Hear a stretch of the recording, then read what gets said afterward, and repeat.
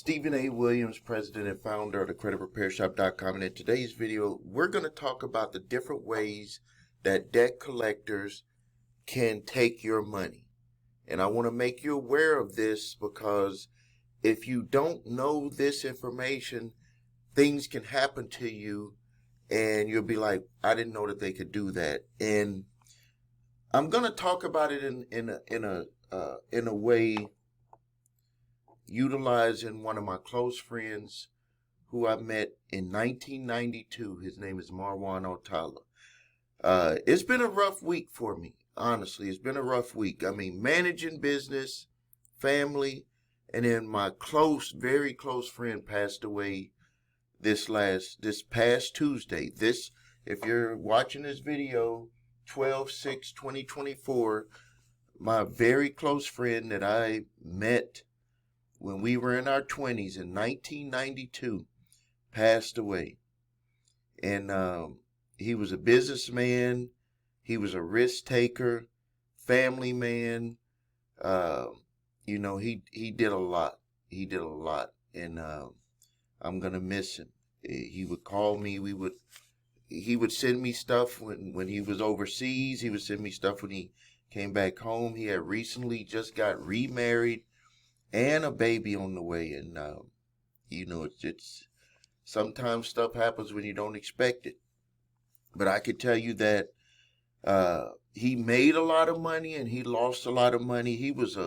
When you want to talk about a risk taker, he was a straight up risk taker. And I learned a lot from him about taking risks. And if you ever heard the saying that money is only a tool, he was someone who took that to heart, that money is only a tool. And he believed, and he told me this, he was like, straight up, Steve, money is only to be utilized to be able to have the things that you want and do the things that you want to do in life.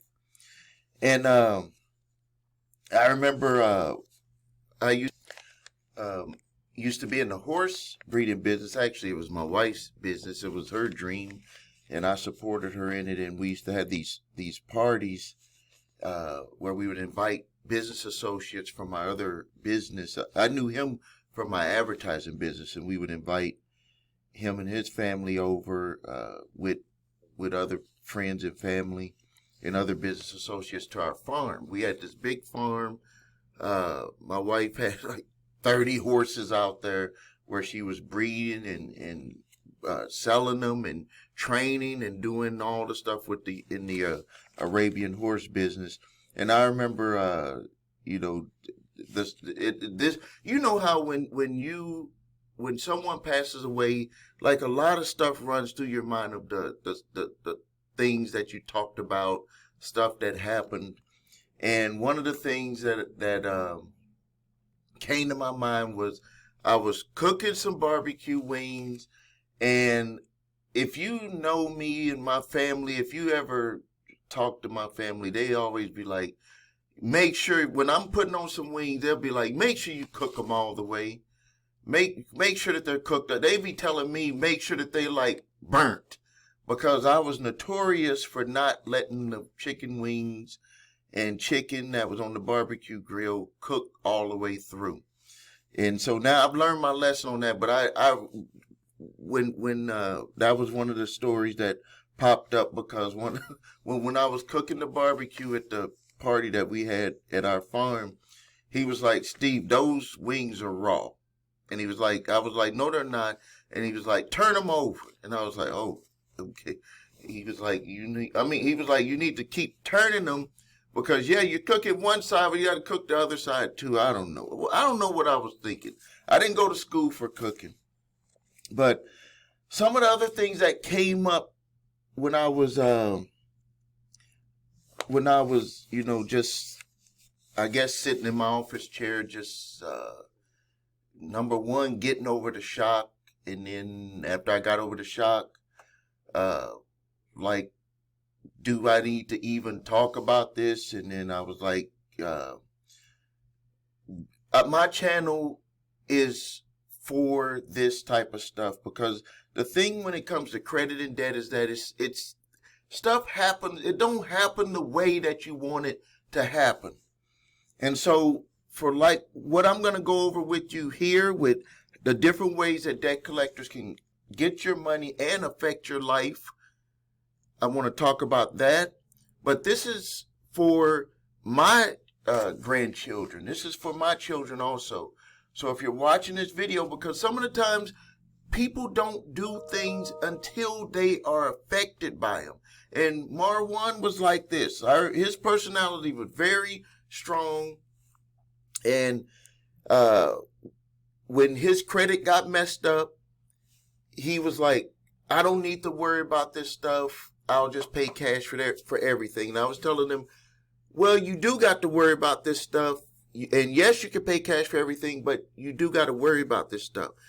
But he was like, I'm just going to pay cash for stuff. And then what would happen is when things would come about from the debt collectors or the creditors, that's when he would contact me and he'd be like, I didn't know that they could do that. And I'd be like, yeah, they could do that. And he was like, and then when he was trying to buy a house, he was like, I'm going to pay cash for the house. I think at that time, probably about $300,000. I'm going to pay cash for the house. And I was like, well, they do a title search on you when you buy a house. And he was like, why do they got to do a title search on me when I'm buying a house? I was like, you can't just come up and give them $300,000 in cash. Every title company is going to do, like, they got to make sure that you got to make sure the house has a clear title. But the crazy thing about it is that they also run a title on the individual that's buying the house. And they're going to look and see if you have any outstanding judgments, because what they can do is they could say, well, a portion of this money needs to go to pay this judgment that you have. We have a legal court-ordered judgment for this company here. And so they have to get the money. So guess what Marwan did? He came to me and said, I didn't know that they could do that. And I said, yes, they could do that. So even though you want to pay cash, and that was way back in the early 2000s when that happened. Early 2000s. You know what they could do now. They're like in our lives even more with what they could do. You can't even go buy a car with cash now without having them look under and look all up underneath you about where the money came from.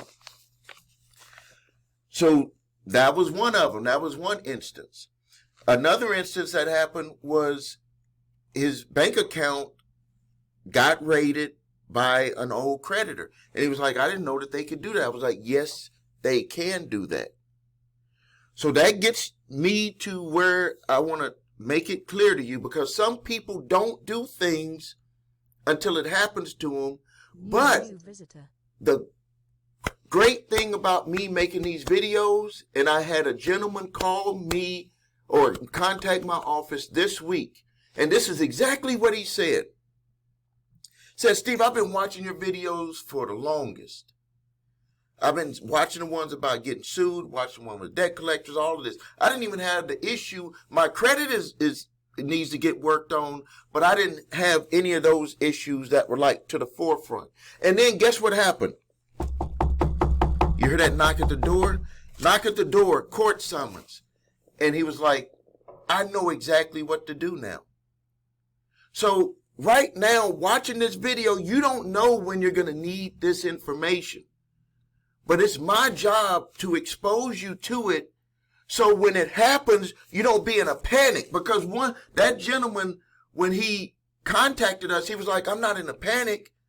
I know what I can do. I can contact the credit repair shop or watch Steve's videos and kind of construct what I need to do for this court summons.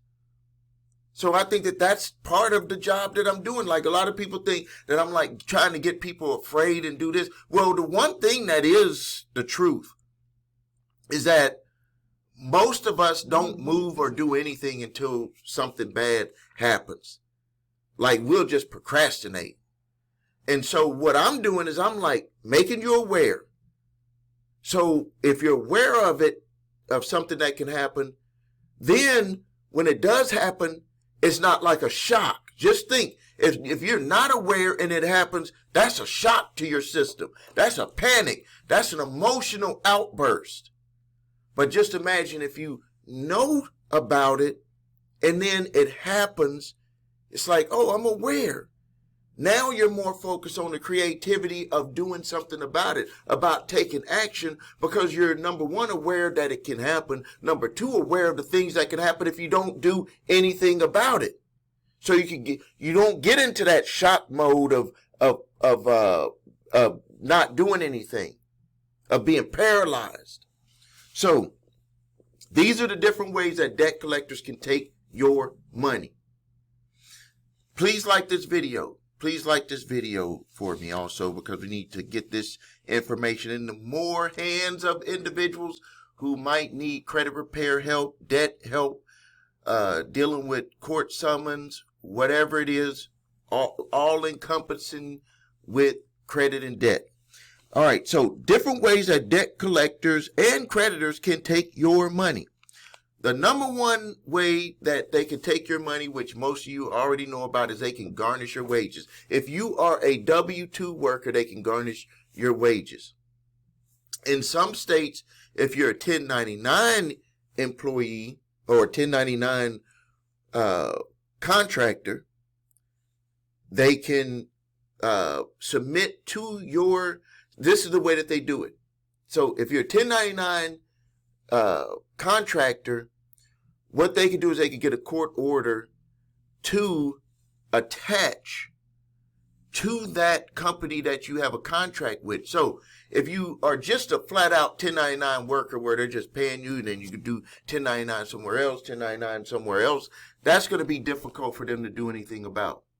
But if you have a contract with a certain company, but you're just, it's like you have your business as an independent contractor for a company, and you're doing work with them all the time, watch out, because they can attach to that contract. They could seek to get that contract or a portion of that contract, and you essentially will be working the same way as a person that's getting garnished, where they're like, I'm working all week, but I'm paying a portion out in garnishment. Same situation can happen under 1099. Same thing. I know this stuff. There's a lot of people, there's even attorneys that'll say it can't happen. Y'all better listen to me, because we actually deal with this. There's stuff that you can see in books and all of that stuff all the time, and there's a way that the law is supposed to be utilized. Why is all of this stuff happening? Why is all of this stuff happening to people? Why are people getting their wages garnished? Why are people even getting multiple garnishments when you can only garnish a person one at a time? In most states, some states may offer where you can do two. But I've seen people who are getting garnished one or three times, and that's not even able to do that. But that's because the individual did not do anything when they were getting the garnishment order. They didn't notify them and say, hey, you got to get in line because I'm already being garnished. So those are the ones that people, the 1099, a lot of people don't know about, but the regular wage garnishment, most people know about. Now let's talk about the next one, is garnishment of the bank account. I have a lot of clients coming to me from Texas. I don't know what is going on in Texas. Texas does not allow wage garnishments.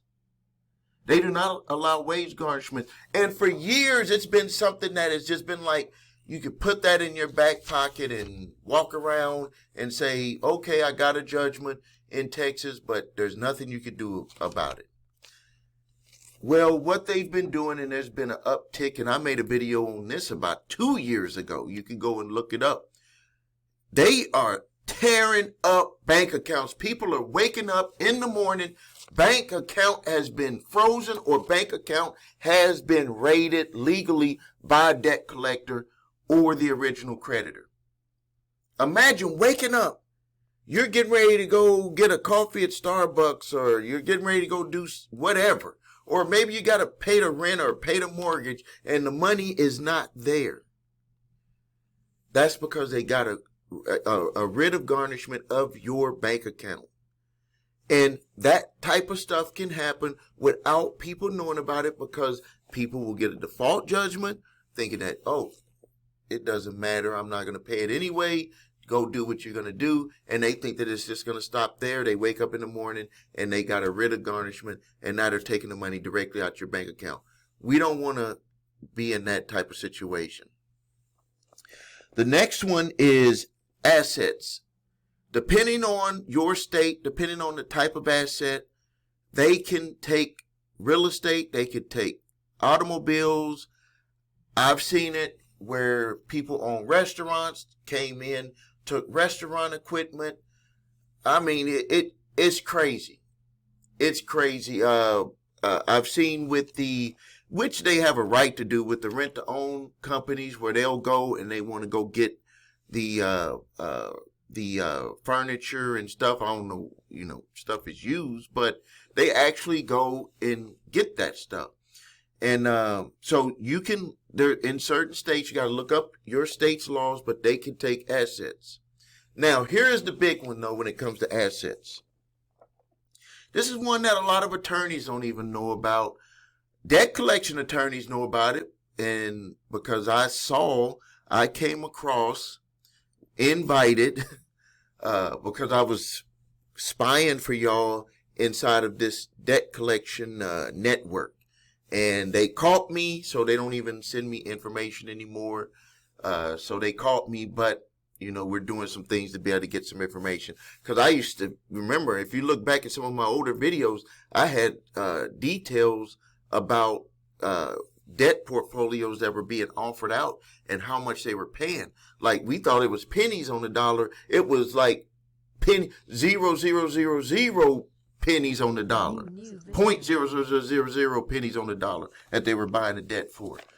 And when you know that, it kind of gives you that inner strength to be able to fight a little bit harder when you have a debt collector buying your debt for 0.0000 pennies on the dollar. Now, this is the new one that they've been utilizing. It's called asset assumption.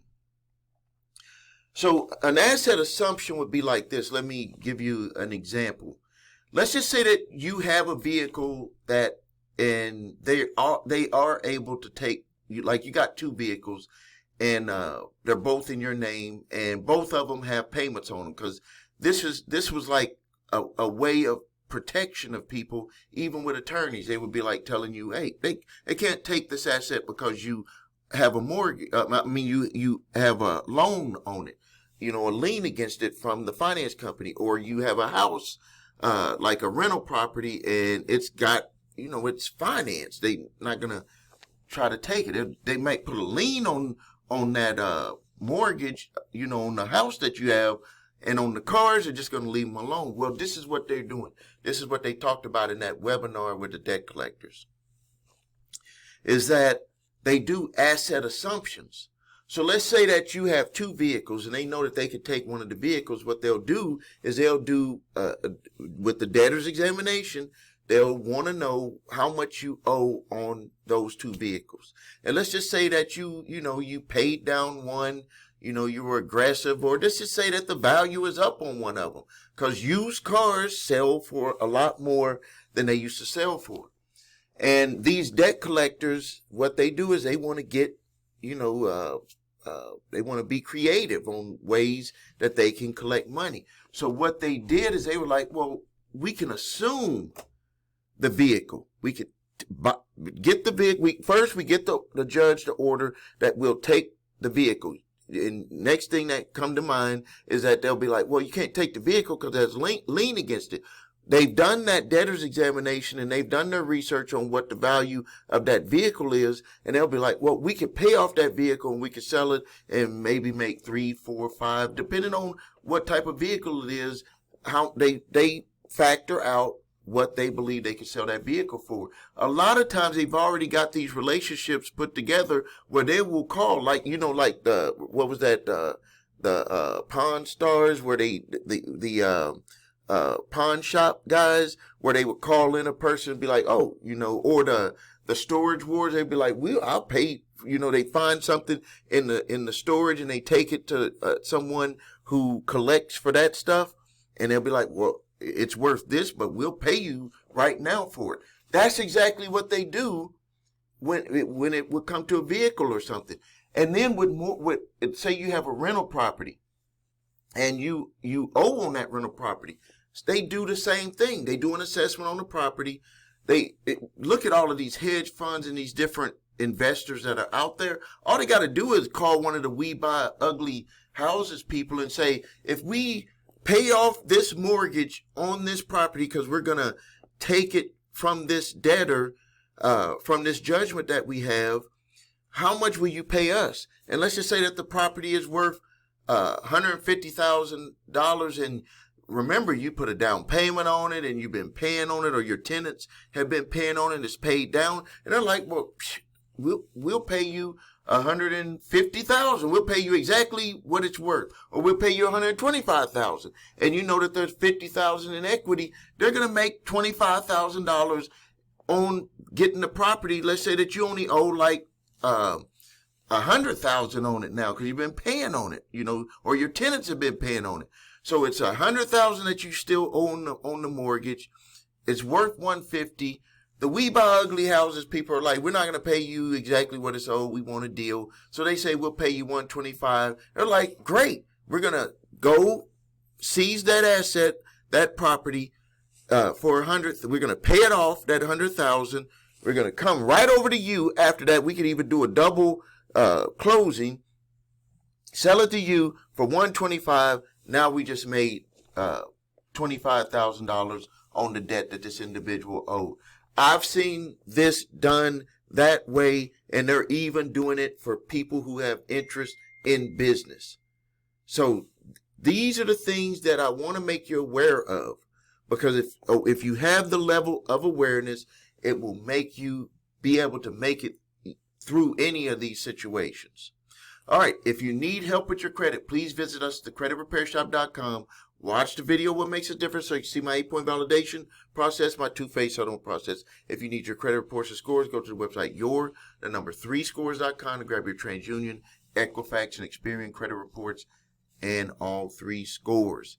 If you have debt collectors coming after you, grab my 3-pack of letters, statute of limitations, debt validation, cease and desist collection activities letter. Link is below this video. I do ask for a donation on those. These letters can save you time, money, frustration. Time, money, and frustration. That's what we want, to be able to avoid spending time doing stuff you don't want to do, frustration, being frustrated on what not to do, and save you money, keeping more money in your pocket.